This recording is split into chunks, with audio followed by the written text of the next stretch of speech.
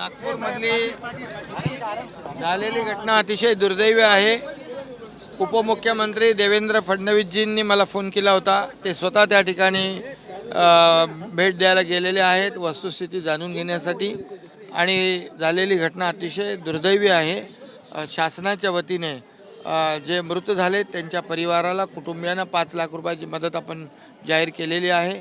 आणि त्याचबरोबर जे जखमी आहेत त्यांचा उपचार जो आहे सरकार करेल आणि या घटनेची चौकशी निश्चितपणे होईल. भैयाच मराठा समाजाची बैठक पार पडली. तिथे जरांगे असं म्हणाले की अरे नंतर